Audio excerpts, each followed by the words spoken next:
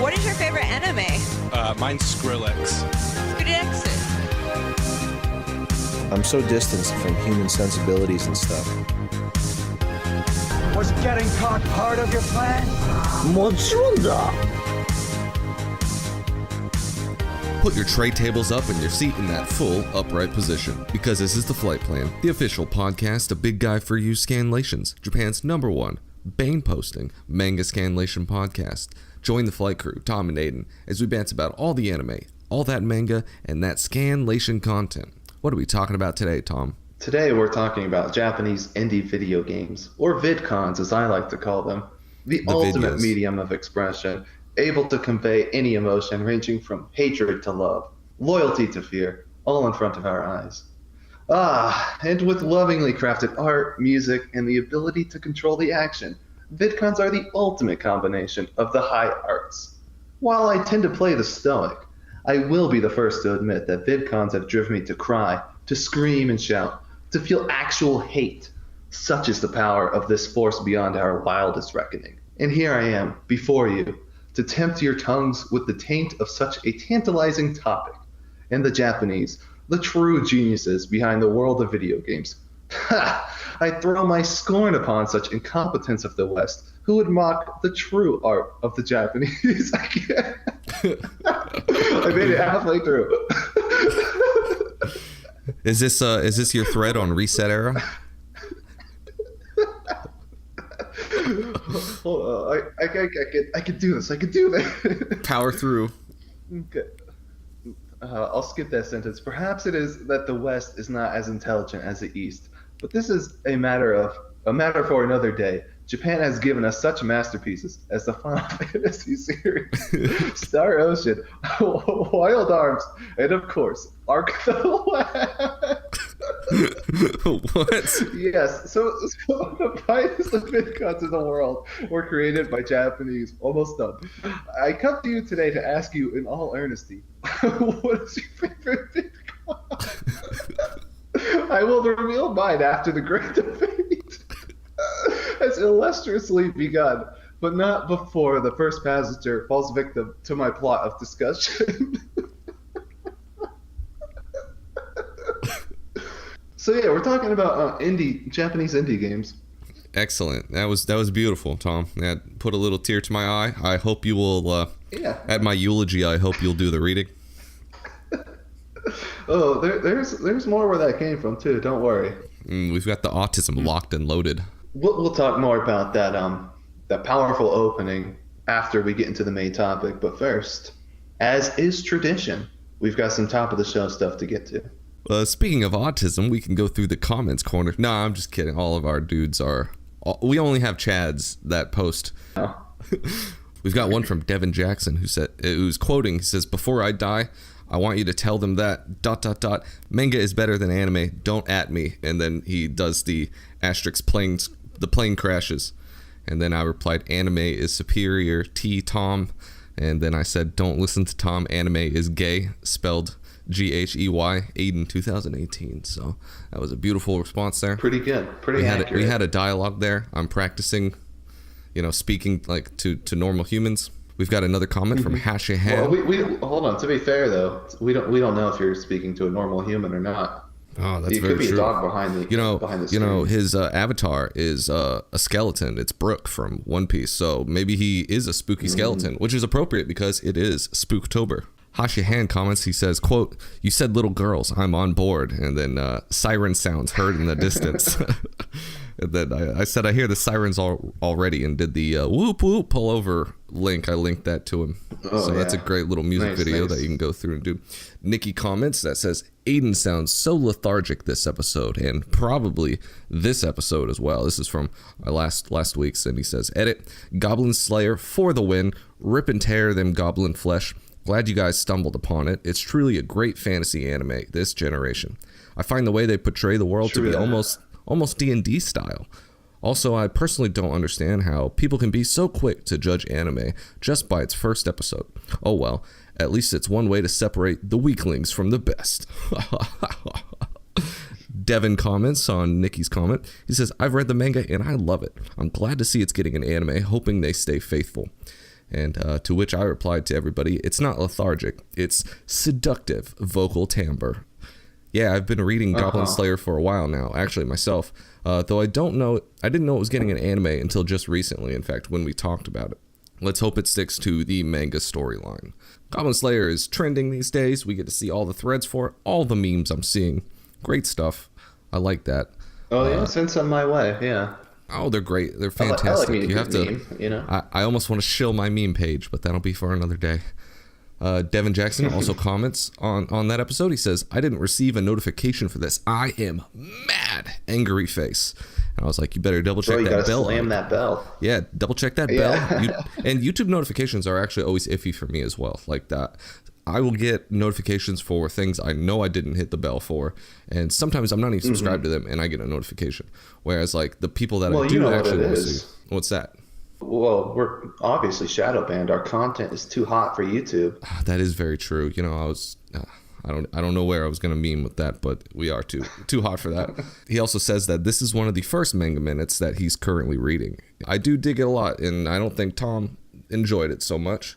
But I'm sure he's... Which one was that manga minute? He's speaking of Stupid Angel Dances with the Devil. Which is... Yeah. Oh, man, you... Well, kind of on the topic of, like, Goblin Slayer, that reminds me, last time I did kind of like a pseudo-manga minute type thing, but for, like, the anime that I'd seen, like, episodes 1 of. And I watched a couple different ones this week, so I figure I might as well do, like, a little mini segment about them. The first one was Radiant. It's what it's called. Remember that one that we said was it looks like kind of a standard shonen, like a potato chip nutritionalist filler kind of food. But the McDonald's of shonen, yeah. Basically, yeah. We were right. I watched episode 1 of it. It's completely unremarkable. I think actually the character designs are pretty bad. The main character is okay, but all the like secondary characters are terrible. Story, the world, everything seems really like by the numbers. I might watch episode 2, maybe tonight even. I don't know, but I don't have high hopes for it. But if you need something else to watch, that might be it. One thing that really stuck out to me, since it's like a somewhat fantasy world, they have to have their own fantasy take on animals. So they have these cow creatures, which to me, they were really unsettling, really disturbing. So picture an elephant, but cow-sized. And with cow, like the black and white cow splotches. Okay. And with an udder. And I don't know, there's just something about how these things were drawn. It was just really unsettling. Was it like photorealistic? Truly, this is Spooktober. No, I mean, they look like elephants. But yeah, but did they have skeletons on the inside? You know, that's yet to be seen. They potentially have milk, given the udders, but I can't even vouch for that. I don't want to alarm anybody, but with this fact, there are enough bones on average in the human body to make a full skeleton. This is true, and I think the real skeletons are the ones deep down inside of us. Truly, we were the skeletons all along.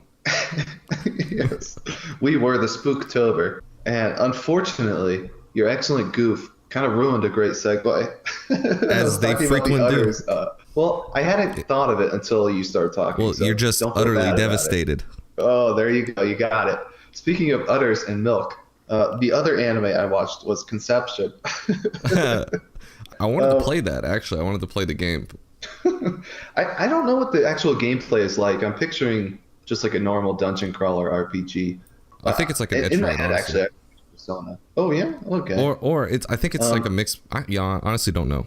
Yeah. I was thinking Persona in my mind until you said dungeon crawler, and I'm like, oh yeah, I guess it is. It's more like Etrian Odyssey.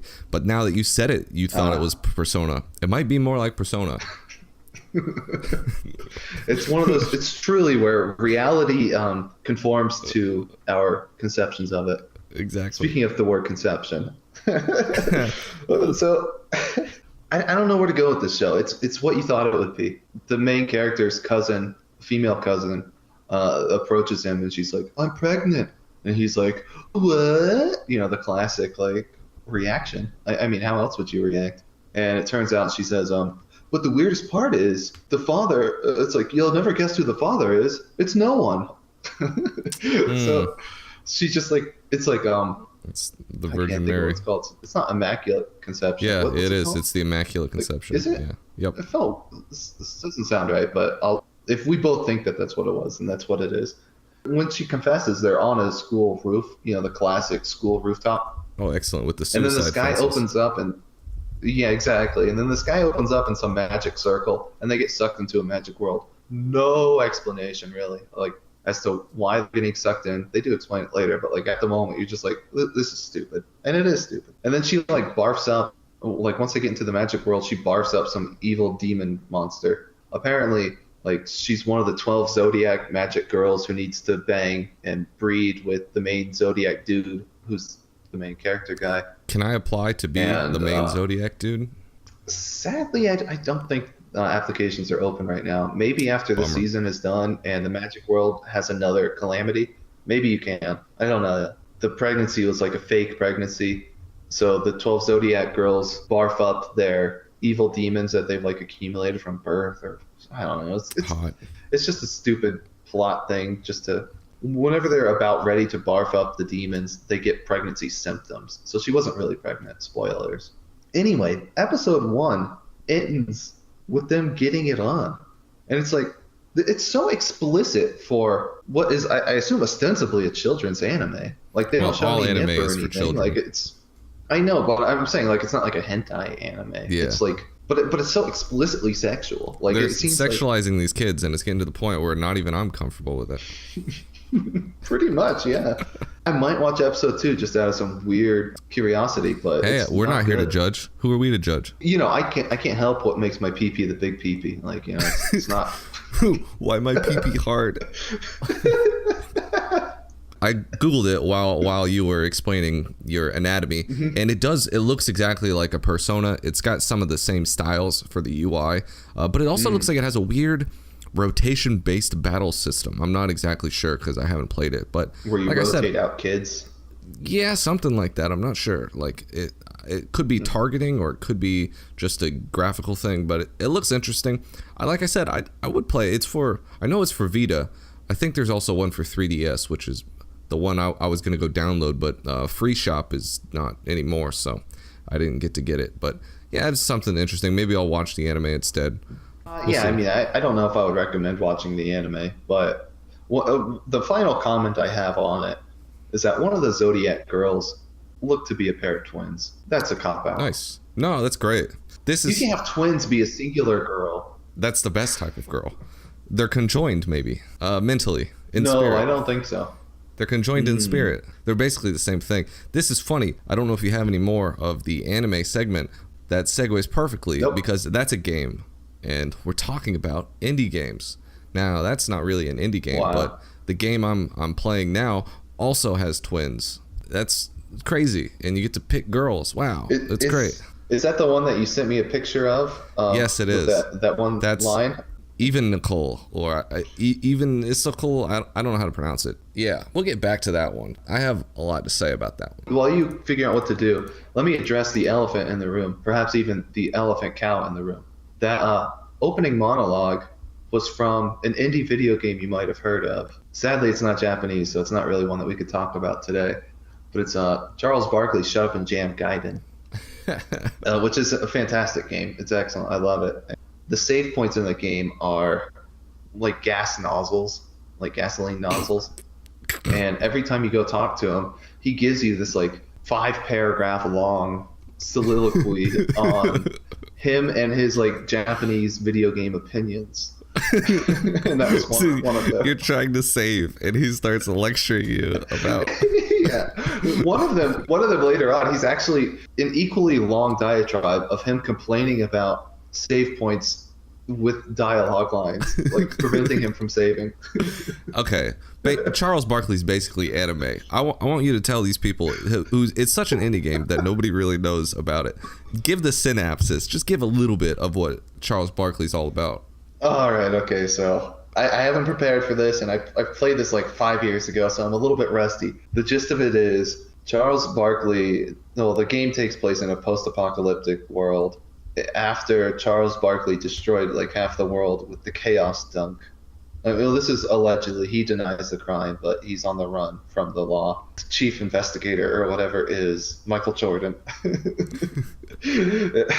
One of the lines is like, Jordan confronts Barkley at his house, and he's like, "Jordan, you have no right to enter my home." I don't know why that line stuck with me, but it's funny. Anyway, it's a classic turn-based RPG. You know, you get party members like the Cyber Dwarf. He crashed on Earth, and all his skin kind of like got melted off. So he had to get skin grafts. There weren't any donors around, so he had to get basketball skin, I guess. So his entire skin, body, whatever, is basketballs. There's Hoops Barkley, who's the son of Charles Barkley. I don't know, man. It's a crazy RPG. Really fun. At one point, you fight Bill Cosby, which nowadays people might actually want to do. He was playing the role as Ghost Dad. He was not a controversial figure back then. The Monstars from Space Jam make a cameo appearance. I think they're a boss towards the end. I don't know. It's a great game. Just go play that. Stop listening to this. Go play that instead. Then come back and listen. Now, that was made in RPG Maker, wasn't it? I think, but for the sake of your segue, we'll say it was. Yeah, well, you're perfect, because on my notes I have RPG Maker games as indie games. Now, if you don't know what RPG Maker is, you probably aren't listening to this, because most people understand. Even just in the name kind of explains what it is. So many people make their indie games. They're even on Steam now. They allow RPG Maker games, which I don't know. Wow, what a world where morals and standards have dropped so much. I don't know about. I mean, a lot of people. You can make decent RPG Maker games. It's rare, and most of them are not good. You can do some decent ones, and if you like that traditional like Final Fantasy style RPG, then yeah, you'll like it. I've kind of grown out of that. Like I've played. That used to be my favorite type of genre. Is the JRPG, like the long 2,000 hour. It's the best. Yeah, but nowadays I'm an old boomer and can't do that. That's all I had for RPG Maker games. I don't know if you've ever played any. I know there's popular ones, and I know they do. Examples? No, I just had that down on my notes because that was going to fill time, and I just saw the segue there. I know there's a lot of lewd games. I kind of have one example. Perfect. I have a Christian safe example. This is also what I didn't prepare for. This is one that I played maybe like an hour of, like in high school. This was a long time ago. It was a crossover between Final Fantasy and Dragon Quest. It's probably called like Dragon Fantasy Final Quest, something like that, where it fused the names together. Definitely an indie Japanese RPG. No translation patch. I didn't know Japanese, so I didn't play it that much, and I didn't get very far. But I thought that was a cool concept, and something that you really only find with indie games, like that kind of crossover. Speaking of crossing over and fusing things together, you know what you also fuse things together with is alchemy, and we're talking about Kalimdor alchemy. It's not alchemy. It's spelled normally. It's like a weird spelling of alchemy, and then Meister, which is like a weird Englishization of master, but I know Meister is its own. I don't know. I hate the name of it. I think it's a German word. Meister. Same thing. Yeah. Well, it's like Kalimdor alchemy Meister or whatever. Maybe I just spelled it wrong. I know it's spelled weird in the thing, so you'll have to do with it. And it's funny, our sister YouTube channel, Seth Tanzanich, did a video on it. Is he our sister channel now? Yeah, our spiritual. He recently did a video on it, and I thought that his videos are absolutely hilarious when he reviews games. You know, it's technically considered a lewd game, but nobody plays it for the lewds. Is it? There's you need 50 hours before you see the first topless. Like you're playing it for the game, and it's actually got really good gameplay. Even though it has that like Japanese indie game, they all have the same kind of feeling to it, in the sense that I always feel like they're flat, not in storyline or anything, just like the art is flat. But like the characters are flat, you mean? There's so many memes I can make off that, but yeah. But it's actually, if you like Final Fantasy Tactics and that type of strategy game, you might like this. And it's, I probably put about 48 hours into it. Wait, explain what this is, because I think I might be getting it confused with what I assume Atelier games are. Oh, no. Yeah, Like those tactics? are different. Atelier games are different than this. They have that this weird. One you also run a store, right? It's not really a store, but you have a base that you could like do things in. This is like a let's see. It's like a VN with persona features during the daytime where you can go to different shops and do different things like that and do different like time-based adventures, and you can miss things because of the days, and you can miss characters and S-links and things like that. Well, I would hate to play that, man. Yeah, but it's also like Persona like, where you can go to the dungeon. Each story mission in battling is like a Final Fantasy Tactics thing. Wow, I had no idea. This whole time I was picturing basically what I assume Atelier is. That's crazy. It's actually a good game, and it's lauded as one of the better lewd VNs, but really you wouldn't call an R-rated movie X-rated because it shows somebody naked. That's kind of what I feel like this is like. You'll come for the lewd, but stay because it's a 200-hour long RPG story. I think the story in basically every Japanese game is trash, so I mean, I wouldn't do it for that, but some people do. I mean, I would contest that, though, because I think The Power of Friendship is such a great classic. You know, the normal JRPG story, I can't get enough of them. Maybe it's because I'm a child. The simplicity, but also the illusion that they're big-brained. That's what I like in my plots, where it's like, oh, you know, we're talking about like government intrigue sometimes, like in a Final Fantasy or something. But really, they're very shallow. And I do like that about them. Are you memeing or are you serious? No. I unironically like JRPG plots. Oh, yeah, no. I wish it was just like the first... Nothing... Okay, this is a tangent because this is not an indie game. Star Ocean 4 was the worst game I've ever played, ever. And I can't believe I put like, I haven't played that one, to be 60 fair. hours into it. That was the one for Xbox. Mm-hmm. Edge Maverick. And, yeah, I know it. The dude's name was Edge Maverick. Like, oh, the characters were awful. How could you the go story wrong? was awful. The voice acting was awful. It's just, overall, I can't believe I played it for as long as I did. I think I had a sunk cost fallacy. The gameplay's fun. It's like a Tales game where it's like an action RPG combat, and that was fun. That was pretty much the reason why I kept playing. But, oh my god, that was awful. That one's probably bad, but I like something like most Final Fantasies, the older ones at least, I like those, or like Dragon Quest ones. Those plots actually aren't that good.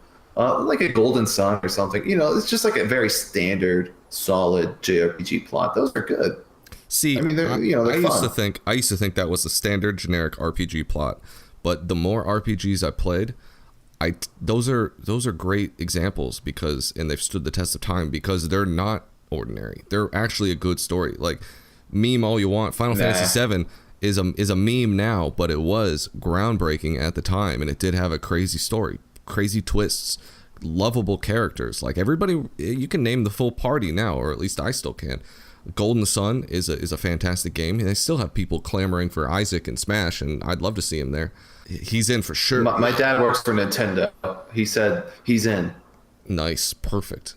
This is the Nintendo ninjas are gonna shut us down now. They're gonna bust through your door. That's okay. I've got anti-Nintendo Ninja spray. My dad lent it to. Well, you talked about you got him a little confused, Alchemy Meister, with having your own store and a game that I've actually put a ton of hours in, Racketeer. Until I heard somebody else say it out loud, I spelled Racketeer, or I said Racketeer because it's spelled like Racketeer, but in a completely different fashion. Here's full disclosure time. When I was thinking Atelier games, I was thinking of Racketeer. Atelier might also be the same kind of store premise idea, but in my mind, I pictured Racketeer, like the girl with like the red overalls or whatever, or the yellow shirt maybe. Oh, that's what I had in mind. That's capitalism, but Atelier games are more like crafting, I would think, foraging, crafting. What is the word? And also, I don't know. What does the word Atelier mean? Isn't that like a store? And possibly, I think it's like what their class is. An Atelier in that world is like a magic crafting store owner, possibly. I'm really not sure. I tried to play one. I got like 5 hours in, but it's so dense, and it's tons of like throwing all this information to me at once. Apparently, the game I was playing was like the worst one, but it was the one for PC at the time.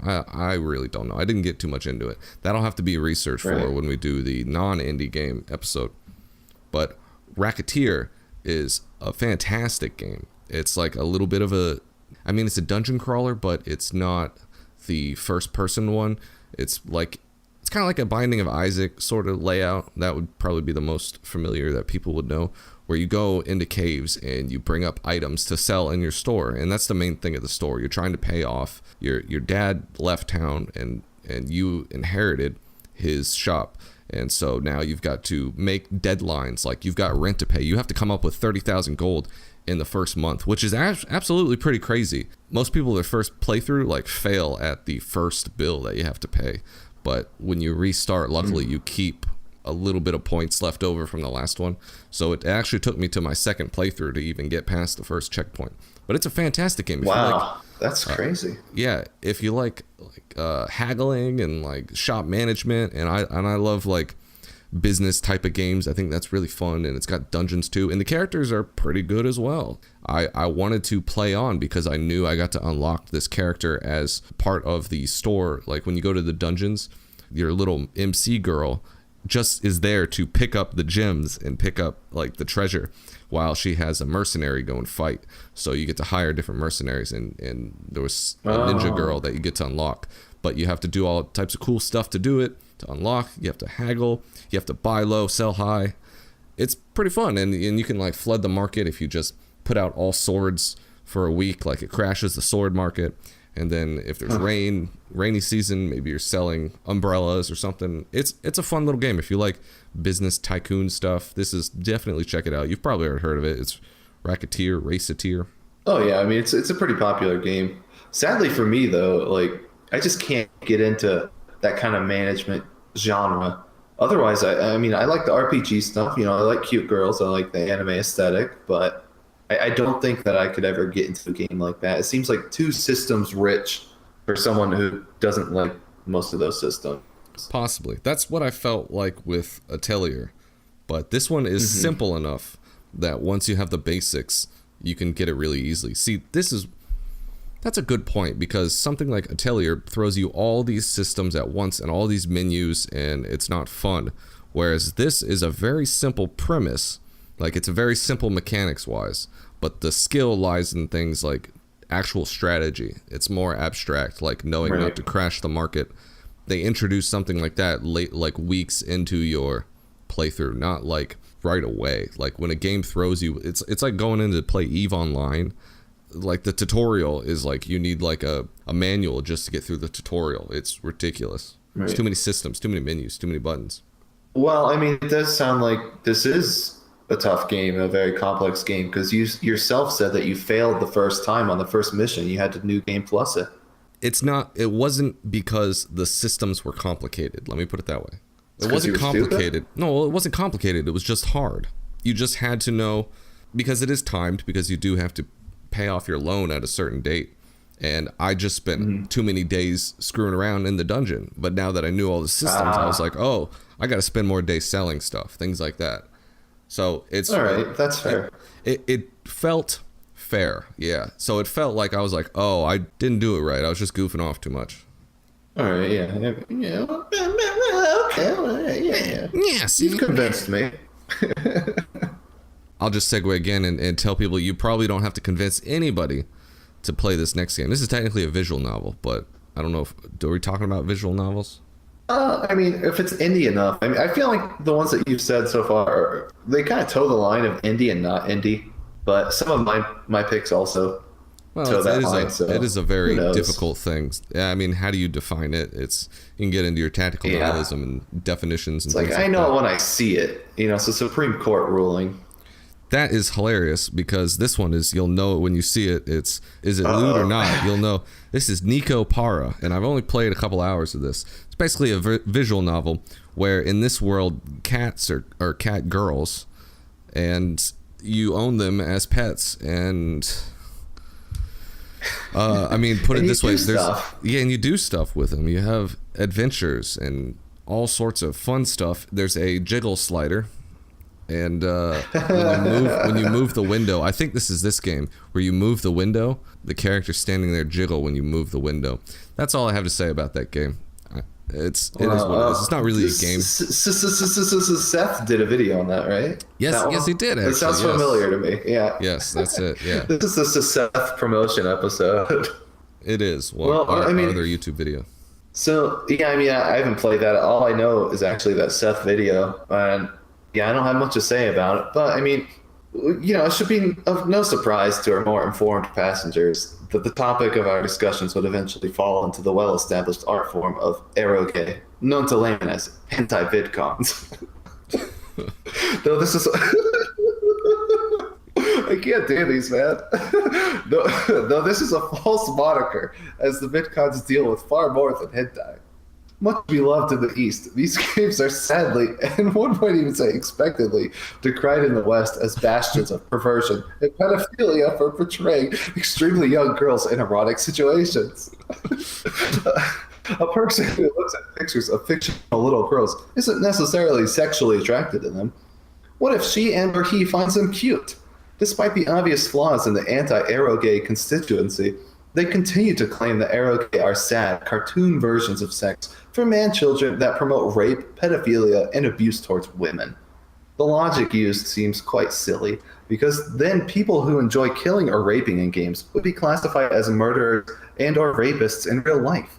I mean, come on. It's a fantasy. It's inside your head. Get educated.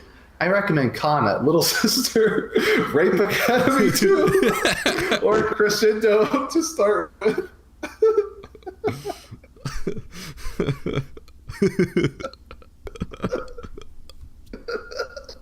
Rape Academy 2. Imagine just the conceit of a world where a whole academy is based upon raping. What would their admissions be like? Well, that was a beautiful haiku you gave us.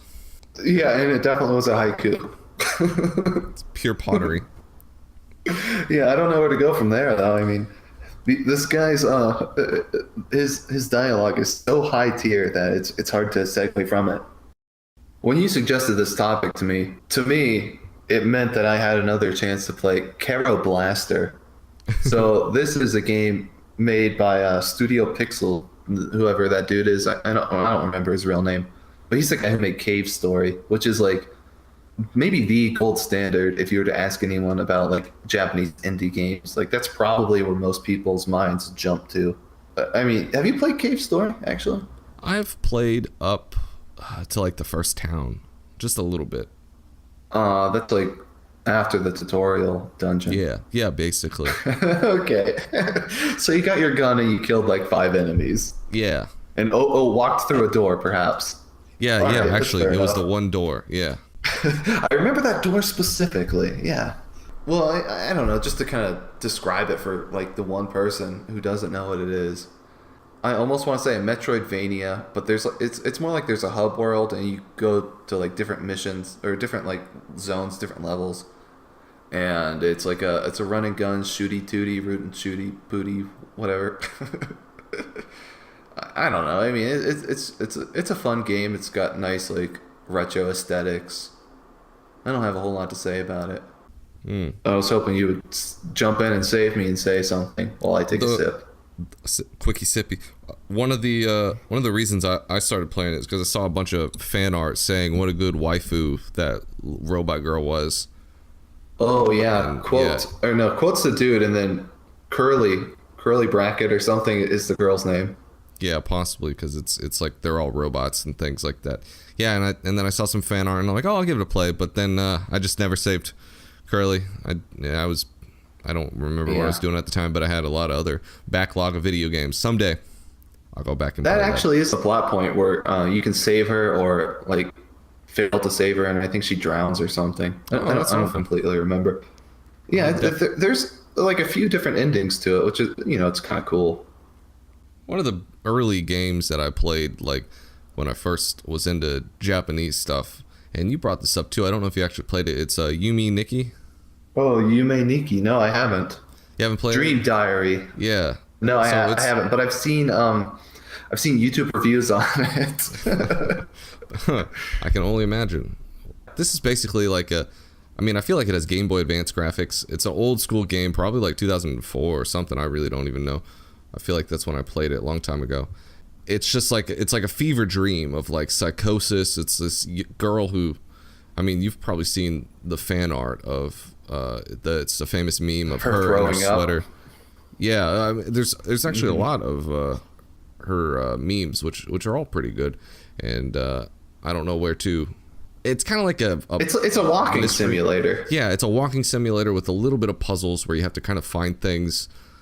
You have to like pick up key items and things like that. But you're walking through dreams, and they're very surrealistic. They're very like Jungian archetype, cosmos. I don't know. I feel like you're giving it too much credit. It seems like it's just weird pseudo spooky stuff. Mostly, yeah. But what's actually neat about it is they just released a new 2.0 version. I don't remember if it's a sequel or if it's a reimagining, but it's in 3D.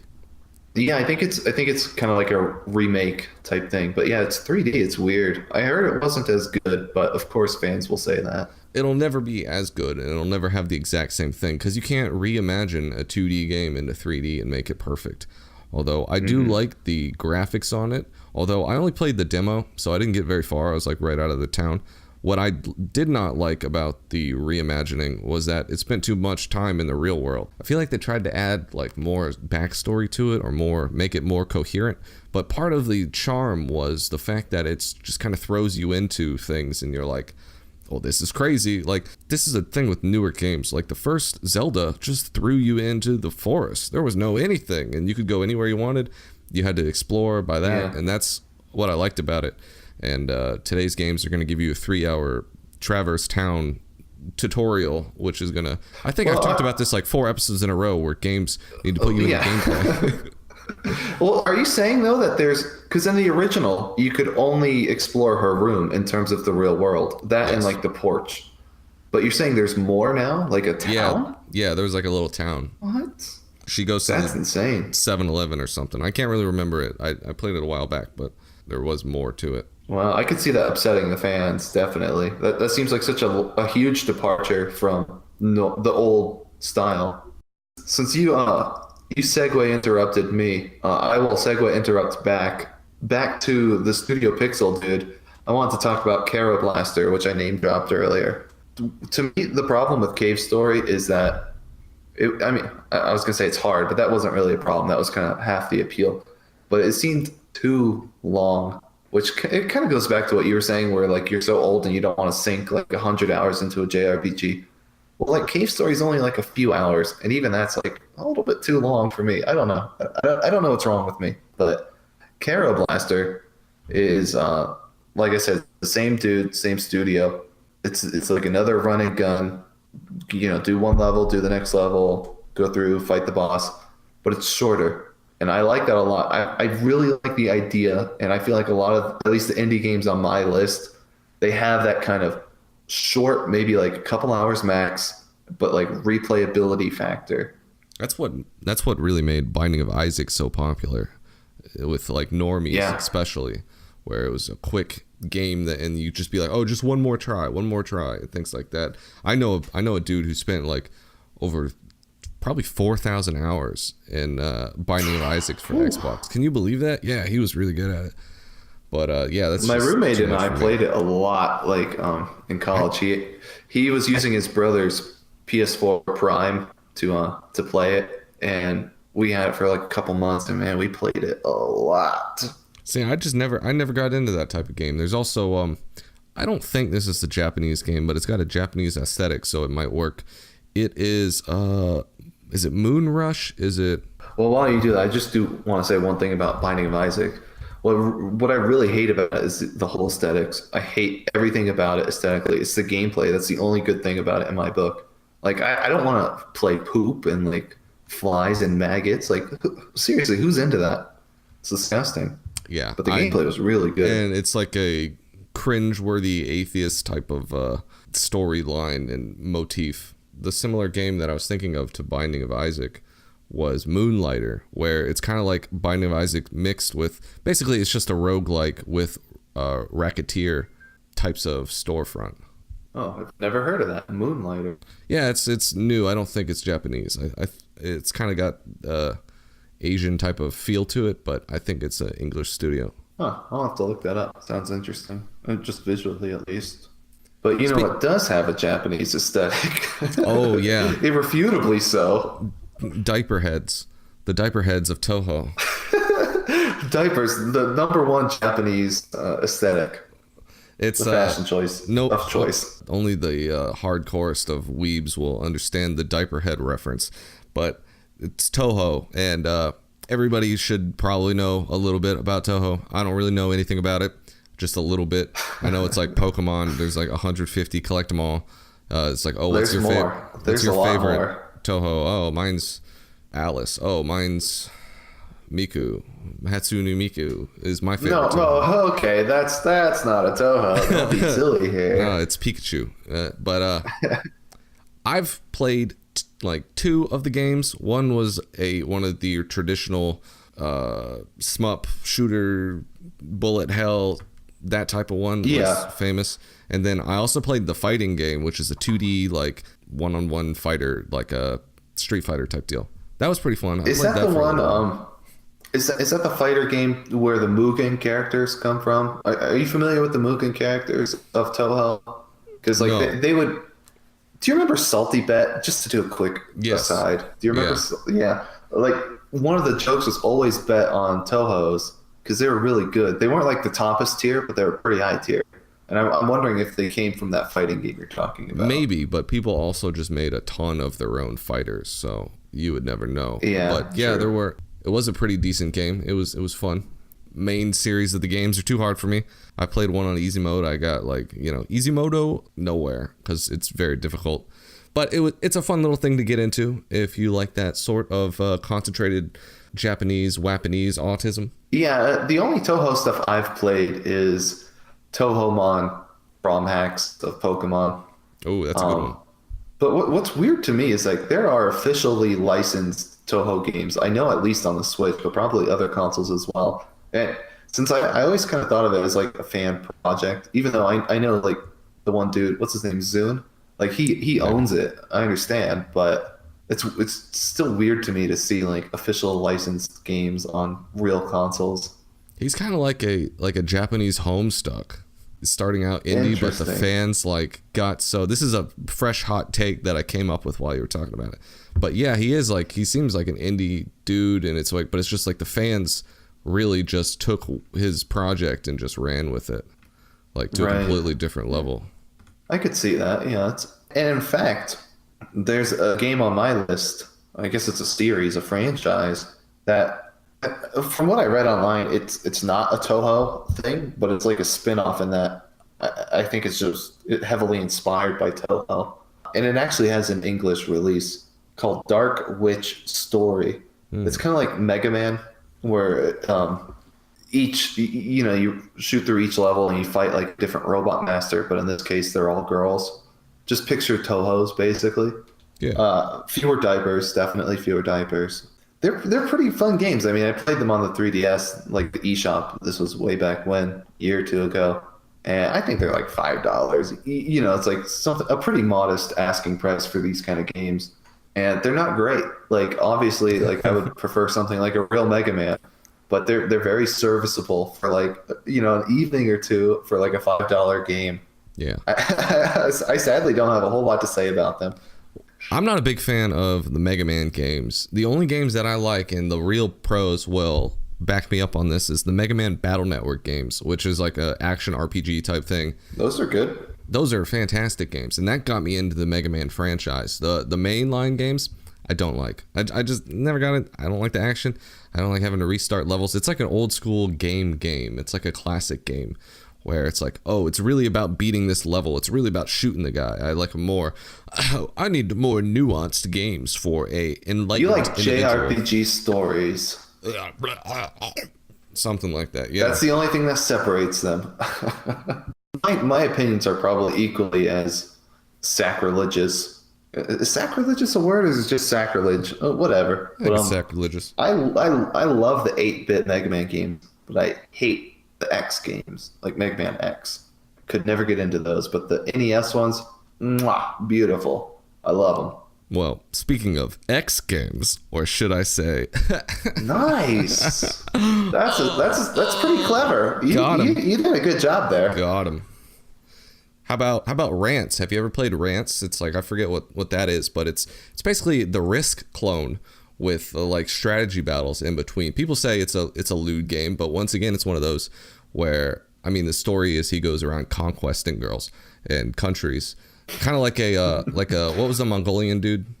Like Genghis Khan. Isn't this the one where there's like a line where he says something like, "Yeah, I'm a feminist. I like to rape all my women," or something like that? Oh, I would believe it. Yeah, he was like an ultra chat. How does this classified as kind of lewd or barely lewd, or however you just because it's got characterized it? It's like unironically gameplay, and it takes 50 hours to get to. It probably doesn't. It's probably, but it's just longer than you would expect for a game like that. Okay. Let me put it that way. And it's like Risk, you said? Yeah, well, the overworld is Risk, where it goes in turns by days, and it's like you build up all your forces in this province, and then you invade over there. Yeah, so that's a popular thing in the lewd game genre, and in the JAP indie game, they'll take like a thing, like either the Persona day cycle, or Risk, or I'm trying to think of other things, but I can't right off the top of my head, or like some type of overworld. Nintendogs, but for cat girls. I'd play that. That sounds like a good one. Yeah, it kind of does, actually. That sounds kind of neat. I think we just came up with a new franchise. Yep. Take that out from the podcast so nobody steals it. That's our idea. There's a ton of Rance games. I think there's probably like at least 8. I've played the first one for a couple hours, but I mean, it's just so long and so massive that I don't even know. I don't even know if somebody came to me and like, oh, which one would you recommend? Maybe the first one, but that's probably not even the best one. There's like other characters. There's a million different girls. I'm sure you'll find something you like. Yeah, I've never played them, so I can't really comment too intelligently on them. But I did hear something the other day, and I kind of want to get your opinion on as a resident expert on this topic. And see, this seems like a lie, a false opinion. But I heard somebody say the other day that ranch was for smooth brains, and that blue cheese is really like the smart guy's dip. All right, so it's Rance, RANCE. But no, that's I was trying to goof there. That's absolutely incorrect, though. Blue cheese is mold. You're eating mold. It's disgusting. It doesn't taste good. I mean, it doesn't taste good. I would eat moldy like cheese is like rotted milk, basically. But this is like blue. It's like green. It's nasty. It looks fuzzy, and it doesn't taste good. More like that's like the number one thing. It's just not good. Blue cheese is awful. All right, good. I'm glad that you truly are my greatest ally in the dip fight. So exactly. I appreciate that. Are dips just another type of soup? Who knows?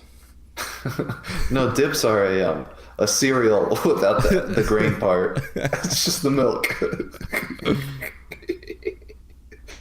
Is dip a hot dog or a burrito? It's like how many levels can you stretch one food into being classified as another?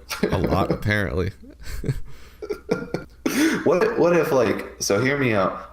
Cereal is actually a burrito because the cereal grain parts are the insides and they're covered by the milk, which is the tortilla. You know, like the study of topography, where they deal with like how many holes an object has when it's rendered down into a plane. I think where a donut is like a coffee mug. Yeah. I think that's where we're going with this. It's like we'll classify food based off topography.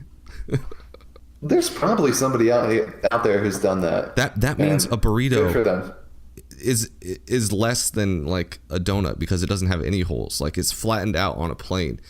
Mm-hmm. A burrito is a sheet of paper. We need to get the best doctors and the best scientists on this stat. Speaking of something that here's a game. This has 3 in the series. It's called Bunny Black. It's like a strategy game. It's kind of like it's a dungeon crawler. That sounds like a hentai game. Well, some might classify it as lewd. I mean, I personally am there to read the articles. I'm there to read the story. Oh, yes. Which actually has a fun plot. So get this. This is actually a fun one though. This dude, this whole hero team goes fight like the demon lord in the dungeon, in the labyrinth that goes on for infinite floors. Anyway, his whole team gets wiped out. I forget what it was. It's been a long time since I played this, but somehow the demon queen flipped his allegiance. I don't know how. It's probably has to do with all the plot that she's got on her chest. I see. He gets flipped, and then he becomes the new like demon army lord dude. So then you've got to like take over the demon world for the queen. It's great. It's fantastic, and it's fun. I like it.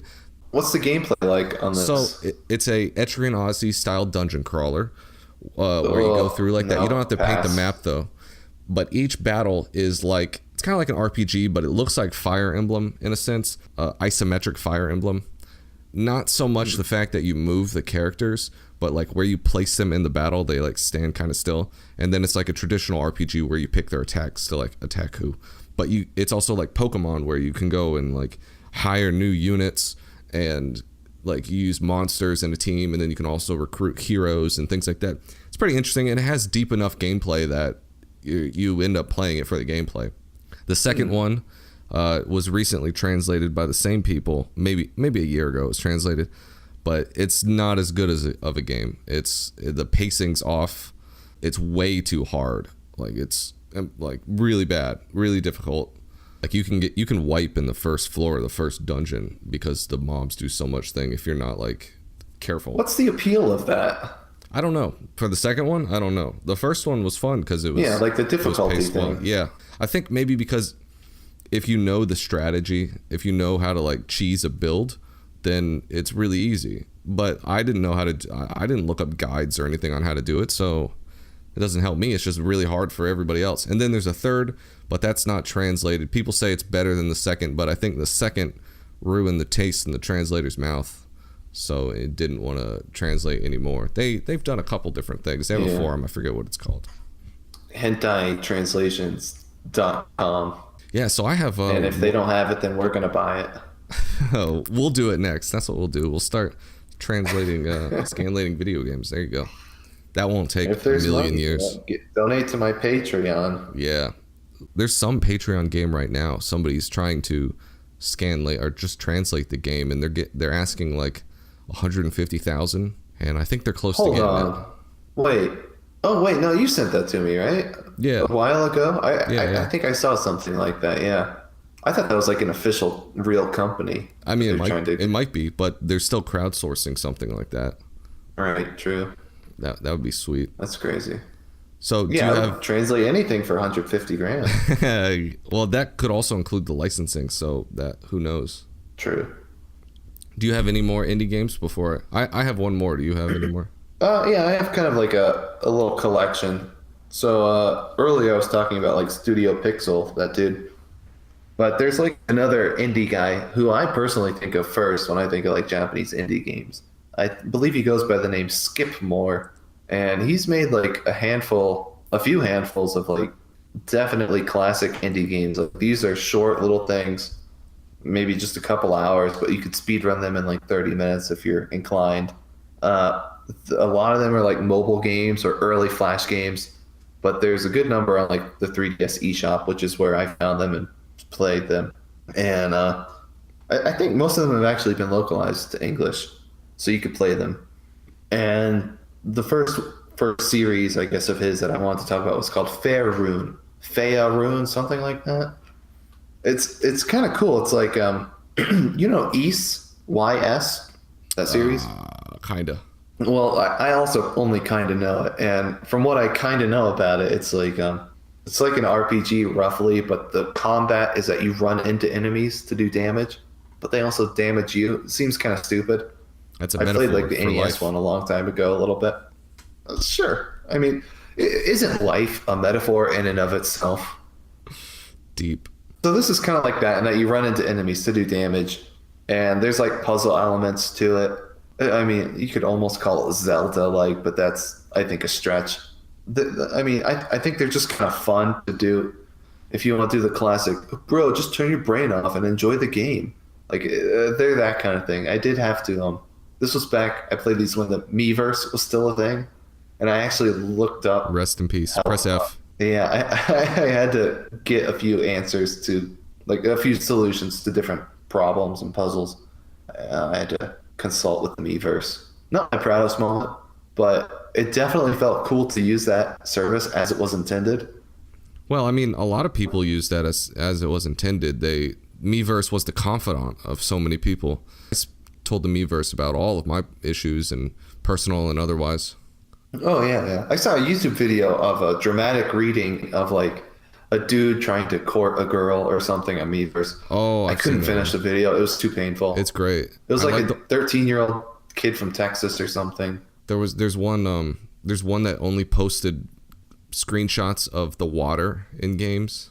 Oh yeah, he was like an old man too, wasn't he? Probably. And then there's a famous one where they used to have Miiverse comments on like the Mario levels as a description, and he's like, this game is great, but I wish mom and dad wouldn't yell so much. Like, yeah. There's so many great mom and dad are Miiverses. fighting again today. Yeah. It's so sad. Yeah, the Miiverse had some real highlights, definitely. You know what's still good, and they can still capture that, is I don't know if Splatoon 2 does it, but the first one was just fantastic, where they would show drawings of the people in the lobby. That was the best, and there were so many memes from that. Nintendo has always had like the worst online community wise, like with friend codes and that type of stuff. But they really struck gold with the Miiverse and with like things like that, where you see the actual drawings. Smash Bros also had that one stage where you saw all the different Miiverse pictures. Oh, that's right. Yeah, that was pretty good. I contributed a few to that. Pretty good ones. Anyway, I had a couple more. The skip more, dude. There's the one. It's so cool because the gameplay is so shallow. I'm not going to defend the gameplay. You're on a tiny little screen, just one screen. It's all for the CG and you go, scenes. No, those are your games. My games are pure. They're rated E for everyone. You're on like one screen and enemies just like come up and down from like either they like fly down from the top of the screen or they just like crawl up from the bottom, and like you just run into them. You're left and right. You're constantly running. So you either just like direct your guy left or right. I think you can jump. It's so basic. There's like rough leveling mechanics. But the cool thing about that is there's like 100 characters that you could play with, and they all have slightly different stats. What really got me into it was it had crossover characters. So depending on like other eShop games that you've bought, like there was one Gunman Clyde maybe. Oh yeah. I don't know. But like you could play some of those characters if you had a save file on your 3DS from those games. And there were a few others. That Dark Witch Dark Witch story that I talked about earlier. That also, I found that through this game. Oh, that's cool. One of those characters was like a crossover character. It was really cool. It's called Drancia, like DRANCIA. It's also on iOS. I vaguely and remember Android. seeing that. I played that a lot. That one time when I that. was sleeping on the floor. I've played that on, I don't know if it was 3DS or if it was on mobile, because I think it's on mobile now. It is. Well, I think it started on mobile. Yeah, I've seen that. It's a cool one. Fun. It's really shallow, but it's like it's a fun, grindy kind of game. Like great for podcasts to listen. It feels like it's old school phone game with like a Flappy Bird, where people weren't talking about like collecting gems every 15 minutes, building towers to collect more gems. It wasn't a clicker game. It was like an old school, just the arcade. It was arcade style is basically how you'd probably describe it. It's definitely arcade. Yeah, and I would recommend it. See, the cool thing about this dude Skipmore, all of his games like reuse the same graphics and the same characters and the same enemies. Like, I actually love that. You might think that sounds lazy, but it's so excellent. Just the way that it builds a world. He has exactly. It's just this cohesion, this aesthetic cohesion. I love it. He's been making for a couple of years now not like a Harvest Moon, but like a casual like world building kind of RPG where you can like fish or something or craft. I think you would really like it because I know you like that kind of game. I played some Stardew and some old school type of stuff. Do you know if that's when that's slated to come out? I don't know. Maybe I'll have to look into it this year, next year, because he's been working on it for a long time, at least like 2 years. And I know he's announced like a Metroidvania kind of game for 2019. So I imagine this might come out beforehand. Not too sure. Well, that should be pretty fun to look for. We can look forward to that. Yeah. I don't know. It's something about like, to me, he as a creator, he feels like an underdog kind of dude. So like, I want to root for him. And his games aren't the best, but like, I mean, they're very shallow, I think, ultimately, but they're fun.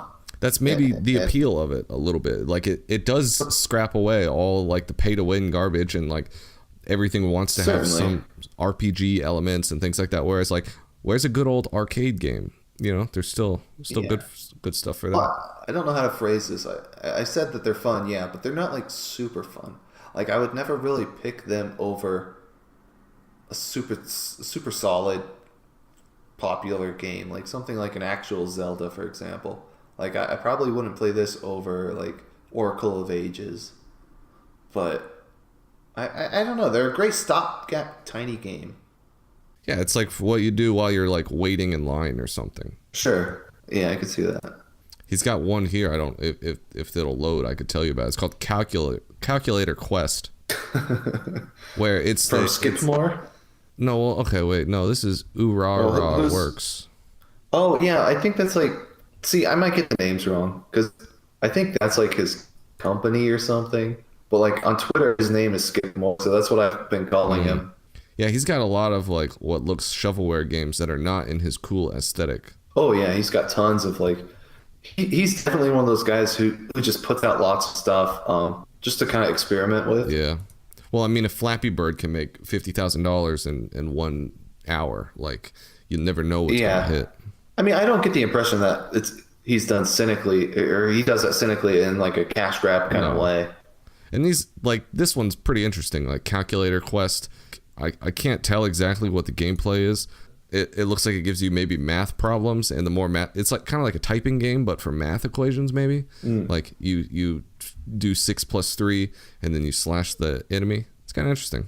No, it could be interesting, like for a grade school child. I am a Zoomer, but I just love the logo for it. It's the normal no, you're not. four cube or 4 panel plus minus equal thing, but on the corner is a little dragon warrior dude with a sword. So it's like he's changed the nice symbol there for that. Yeah, I just thought that was kind of fun. Yeah, I like that. And I actually just found about that Metroidvania coming out 2019. I found out about that today while I was looking up stuff about this, making sure I got the name right, which I'm not sure I did. But so I mean that's mostly like what I have in terms of like indie games and stuff. I think you said you had a couple more. I've got one new game that I wanted to talk about, and this is what spurred the whole topic, is because I saw some threads on some nameless image boards that were talking about this new game that came out on Steam, and everybody was talking about it. It is called, I brought this up earlier, it's called Evensicle, or Even Icicle. Who knows? It's how do you spell it? Evenicle. Who knows? Yeah, who knows? Like Evenicle, maybe? Yeah, I mean that sounds like it's good. Like that sounds like a thing. It's Japanese, right? Yeah. I mean, I would hope so, given that it spurred this topic.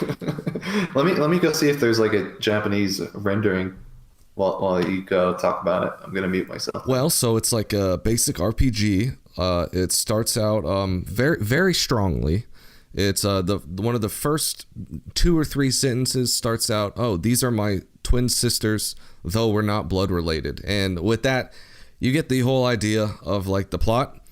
That's where it was going. So I was like, oh, so I read that sentence and the safety harness came down on the ride and we were strapped in and we're ready to go. We started climbing that hill and we started climbing the first drop. And then, so I get into based on, I was just gonna say, based on the art that I've pulled up, the box art, it does look like that kind of game. 8,800 yen, dude. How much is that? That's is that like with current bucks? exchange rates, that's probably, maybe like high 70s, because I think the dollar's pretty good right now compared to the yen. But that's insane. It's called Ibunikuru. Eve Nickel, maybe? Who knows? But like, so I was just like, this is a meme game. This is flavor of the month. So like, let's go in it. I'm like, this game actually has really high quality. It's a high polished level. Now, okay, the story and the content is whatever, but like it's got idle animations. It's got an overworld. Like I was like, wow, I'm actually really. So it's an actual. I don't know if I'd pay $60. It's not like a AAA game because it is an indie game, but I do see why they're charging more than like a little indie game because it's really high quality. Like the battling is pretty good. It's like a Dragon Quest battling. There's a lot of different overworld elements, and there's like collecting things, and I was just overall very impressed with the high quality, and it felt good. Like the battling was good. You can collect things. The story is weird, I guess. Like, so I mean, I guess it's Japanese, so the MC's kind of like a bit of a pervert, which I guess is like, you know. Well, that's the kind of game it is. Oh shoot! I was gonna make a joke before I start saying this, but I can't. I'll try and slip it in at the end. It just trying to slip it in. I see. Yeah, it's this kind of game. Huh? That was pretty good. Got him. Most of the girls are heavy in the plot department, and like most of them have like half covered outfits, like things like I don't even understand how that stays on, but of course, you know. Well, yeah, like that. magic, anime magic. Yeah, but it's lighthearted and funny. There's like little jokes and stuff about it, so I'm playing around. I haven't seen any lewd scenes. In fact, I even forgot I was playing something that has those because I was just playing the game for a while. And anyway, I get to the first dungeon, and boom! I was like, whoa, this turned dark, like Goblin Slayer dark, and I was like, oh snap! And I was playing in the what happened? What happened in the first episode of Goblin Slayer? Oh, so like murder and rape, basically. I mean, but yeah, and I was like, oh my god, like full on gang raping. But I was like, whoa, wow. Like whoa, and it's like they had just introduced this character set up. It's like it was like also NTR because it was a dude's fiance, and it's like, oh geez, and it's like since they're not like in this world, it's ruled by a goddess, and if you mate with somebody that you're not married to, you get like a black ring around your finger, and you're called you're an outlaw. So this girl got destroyed and mind broke, and then they kick her out of the village because like now she's used goods. Yeah, now she's got the disease, and so they kick her out, and she's an outlaw. And then it's like, what was even weirder, it's like the dude comes back and it talks to the fiance, and he's like, oh yeah, that's a bummer, like I guess I'll find somebody else. Like, I was like, jeez, like it was so like, man, this makes me feel bad. Like I don't want to hear about this. This is depressing, dude. Yeah, the game itself, other than that, like one little scene, it's been super lighthearted and fun and cute and all types of things. It's like it was a really weird jarring, like that's the first like thing that like pops up. I was like, in the first dungeon, I was like, wow, that's a really dark twist to this thing. But like everything else is like really like, oh, hand holding is lewd, like that type of deal. I was like, and so the thing is, you can have more wives, but you have to become a knight, and you have to, the higher level knight you have, the more wives you're allotted. Oh, so that explains that quote then. Yeah, so I just got my second wife, who is best girl so far, which is are they sisters? Because the quote was he wanted to become a knight so he could wed his two sisters. So it wakes up where he's like in some world where one of the sisters is on his crotch waking him up, and then the other one's over the bed. You know, like the stereotypical like waking up the person, not like they're not naked, but of course waking up your brother. Yeah, everyone's done it. You know, of course. Yeah, exactly.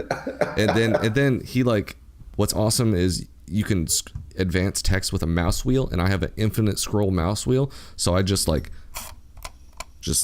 spin it like as quick as possible. That was and it goes through all the text. Smart. I know. I'm doing it with the finger too, but you can't see. So I would just scroll through. So I didn't see exactly what the plot was, but like he's there, and then he closes his eyes and he wakes up, and he's like drowning, and like somebody saves him. He's transported. So it's like an isekai. He's transported into another world. His sister's asked, it's like, oh, which one of us do you want to bang? And he's like, both of you. And I was like, well, what? And a natural sibling conversation. Yeah, and then they're like, I guess they sent him to this world to like become a knight so he could marry both of them. I was like, I don't understand what any of this is, but I read through it. It doesn't make a lot of sense. I just got my second wife now, who I think is the best girl, who's the one who rescued you from before. It's the blonde one. The first wife you get has too much plot. It's not my type. Yeah. All right, I'm looking at the cover. Is the best one the one with a staff orb on top? She's blonde. Yes, I like her. She's good. She's very prominently featured. I just based on her position on the cover, I would assume she's the main girl. Yeah, and if you look up above her, there looks like a Megumin type that I might like. Oh, the two sisters. See, are I was above thinking the she looks like Nico Ni. And Awesome. I was like, okay, she might be the good one. Yeah. So I'm waiting to see her. I'm not sure, but so far She looks best like a girl is furry the- though, so I don't know. I don't like it's a big cartoony paw that it looks like it's attached to her body. So I don't know. Might be trash. We'll see. We'll have to see when I get is the two sisters. Right above her is your favorite, the twins. Oh, those are the two sisters. Yeah. Oh, okay. Yeah, but they're not even in the game anymore. Like they said, like if you want to get with us, you have to go become a knight so you can marry a bunch of people. I don't even understand it. The game is weird. I'll probably still play a little bit more just because it's actually unironically a decent like action game. Like, Well, not action game, I but, like, mean, an RPG game. let's be honest. Let's be honest. You're playing it for the show.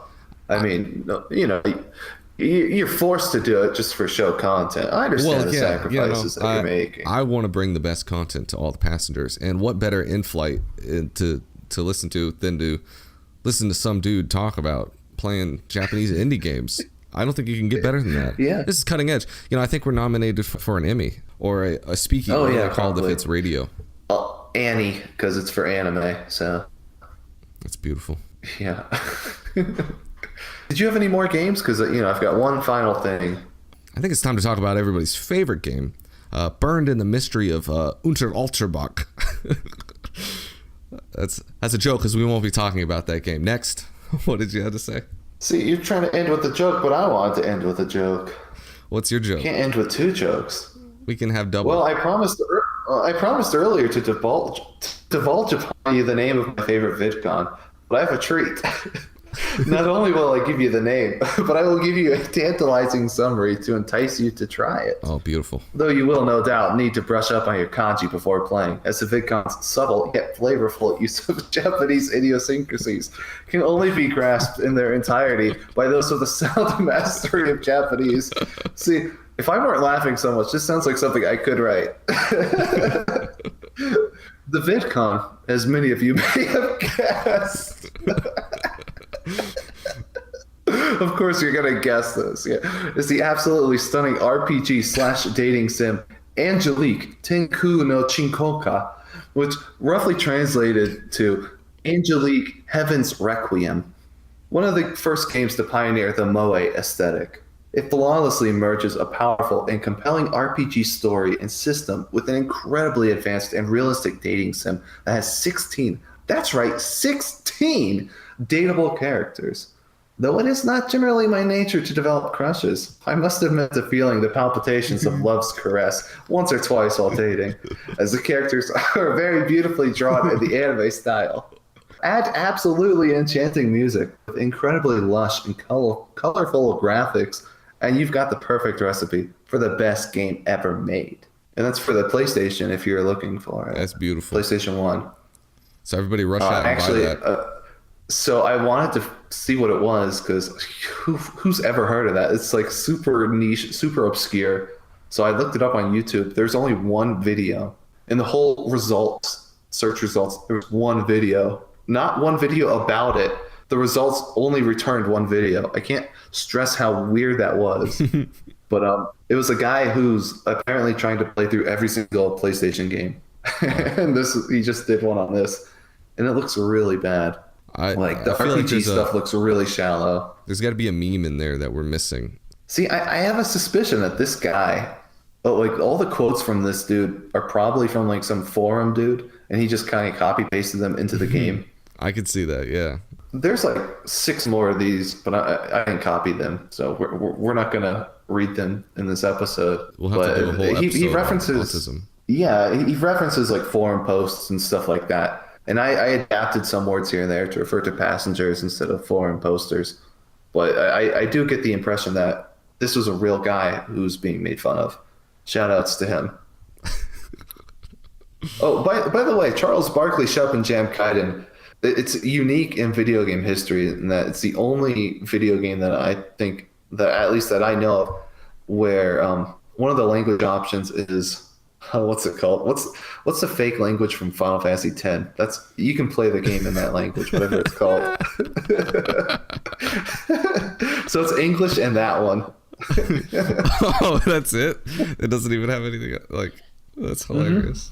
Yeah, just those two. What else do you need? I mean, maybe Japanese, to be a complete weeaboo, but Zimbabwean. yeah, for Seth. And I think that's it for video games. This is part one of a series that might not be a series. I don't know, but we're leaving the possibility open.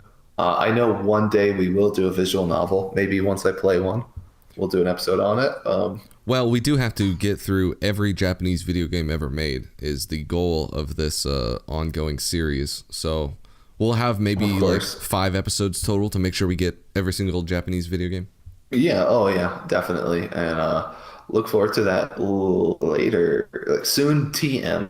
And if you want to buy any of these awesome, ultra swell games, you can use the Amazon affiliate link in the description. I don't think these games are on Amazon.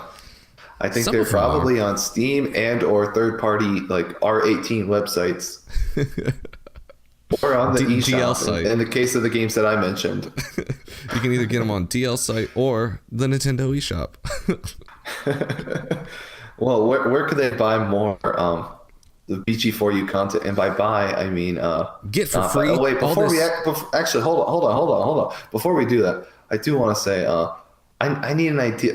Actually, it's too late. By the time you're listening to this, hopefully I've released a chapter. But I don't know what to do for end pages, man. What kind of gimmick? I'm out of stuff to quote. I I think was going to ask for passages or suggestions, but hopefully that chapter will be out by now. I really think you can find enough stuff in the most cringeworthy keynote speech ever by the Qualcomm 2012 or 11 or whatever it is. I think there's enough things from that. I agree. And it's memorable. And if you run out, what you can do is you can go find the actual presentation and find a really deep cut line where it's like only the ultra hardcore, but you'd have to sit through that, which is really painful. No, see, the problem with that is that I have 20 chapters, and I think that video will work for one volume out of the 3, but I don't think I could get 20 goofs out of it. So you I can might have to just do different stuff, like different sources.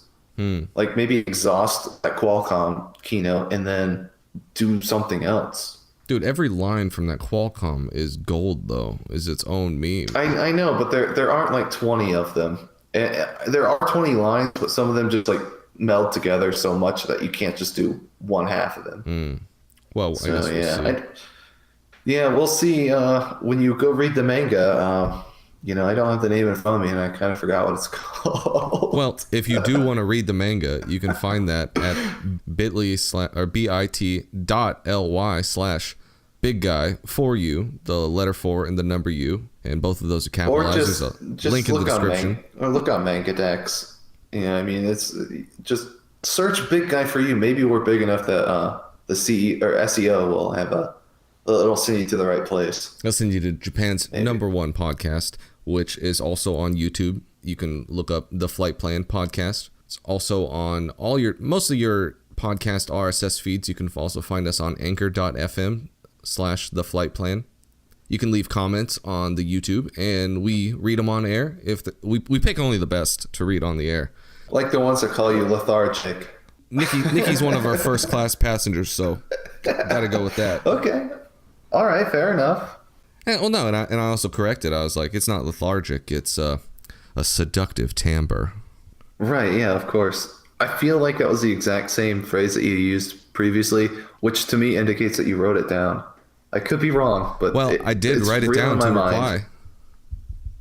Fair enough.